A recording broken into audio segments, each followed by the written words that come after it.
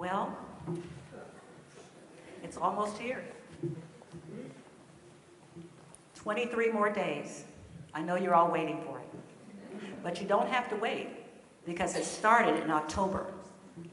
I was listening to National Public Radio yesterday on my way here to do a wedding, and I heard about this quiz, and they were asking about what is Octopush.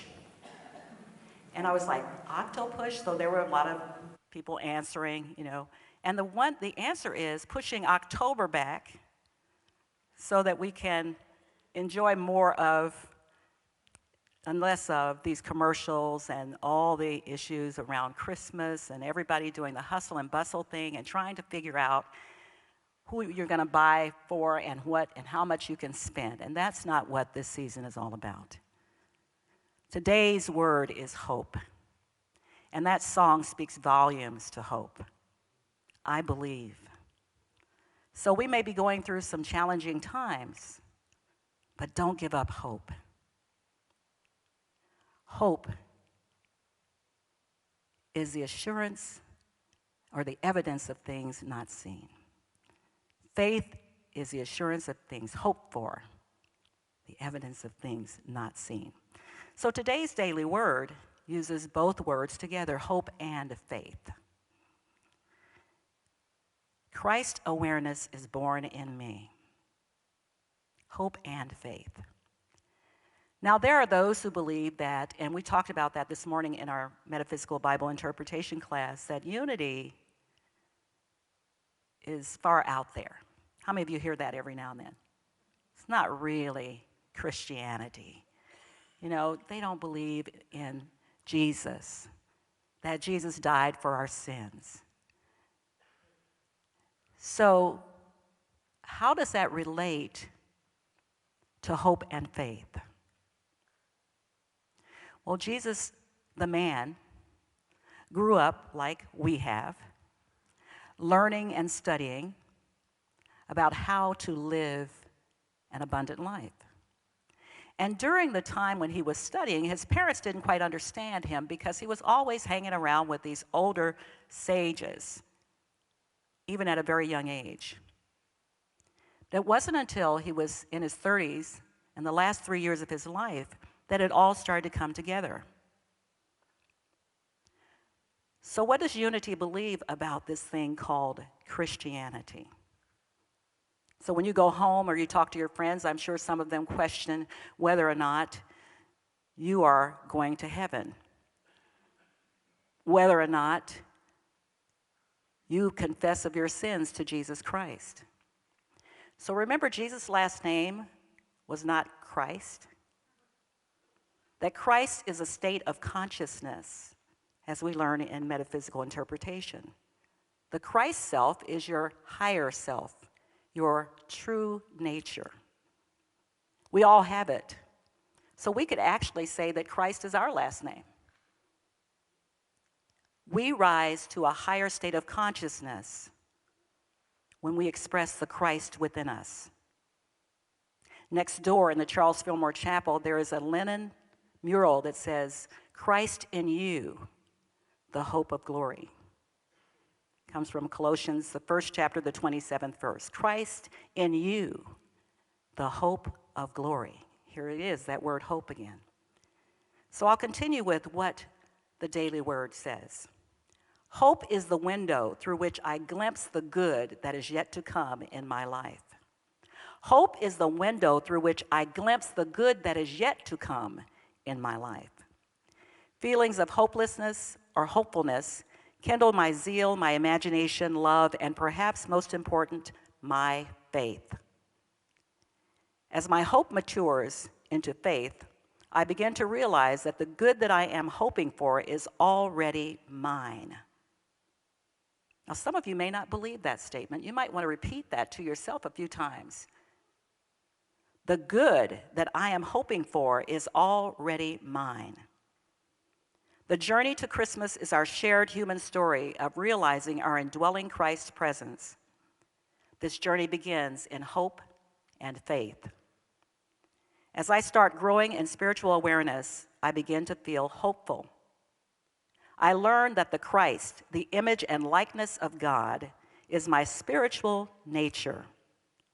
My hope for the future becomes my faith in the present as I celebrate Christ's awareness alive in me and expressing in me.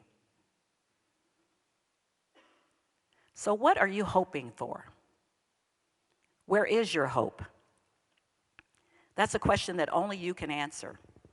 You see, many times people come to a celebration like this or a Sunday church service seeking answers from whoever is speaking. We're supposed to know how to solve everyone's problems. And some people even quit going to the church when the minister is not able to deliver whatever that individual may be hoping for. Until we finally awaken to the Christ consciousness and realize that everything we need, everything we desire, comes from within us first. No one can give you that. Christ in you, the hope of glory. So what are you seeking in your life and expecting someone else to deliver?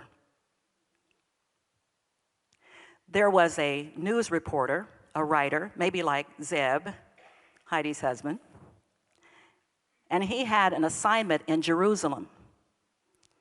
Every day he'd look out his window and he'd see this Jewish man butting his head up against the wall. And finally it got the best of his curiosity and he went running out and says, "Sir, why do you come here every day and butt your head up against the wall?" He said, "I'm hoping for world peace, and I'm praying for world peace." And so Zeb said, "How's that working for you?" "Like I'm talking to a wall." So how is it that you come on Sundays seeking something and it feels like you're talking to a wall? Nothing seems to change. Well, I want to share something with you, a secret. Nothing will change until you change. When you are truly ready for change, you will think everything around you is changing, but it's not. You're the change. You are the change that you want to see in the world. Gandhi said, "Be the peace, be the joy, be the change that you want to see in the world." Truer words were never spoken.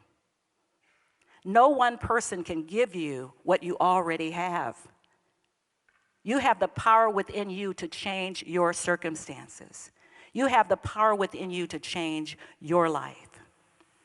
Now, there might be a message that you hear when you're ready for it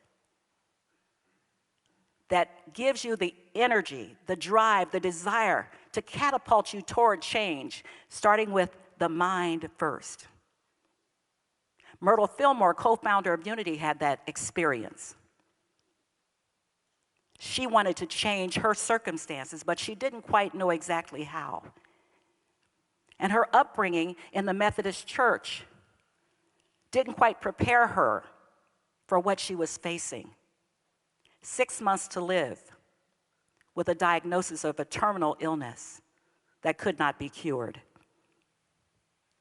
And then one day, sitting in a service, she heard a speaker. Now, like many of us, she was coming to the service hoping something would be said or the minister could say something to cause her to heal. But she heard a message when Reverend E.B. Weeks said, "I am a child of God. Therefore, I do not inherit sickness." Now, for 2 years, Myrtle Fillmore went into the silence on a frequent basis, just like we practice here during the service. She did this for 2 years, speaking positive words to every part of her body, even the diseased part in her lungs. And after 2 years, there was a noticeable difference in Myrtle. The first thing was she lived beyond the 6 months that the doctors had predicted. The second thing was her husband, Unity's co-founder with her later, discovered that she wasn't walking quite the same. Myrtle sort of rocked side to side when she walked because one leg was just a little shorter than the other. And then Charles began to dig deeper into what Myrtle had been doing, and he began to study and practice for himself. How does this work? How does this work in my life? How can I use this to change my circumstances? So Myrtle lived another 40 years. And we're here today because the healing that took place led to the start of the unity movement in the late 1800s. All because of hope.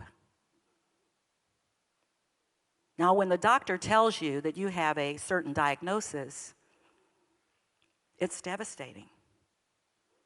And you don't feel hopeful at all.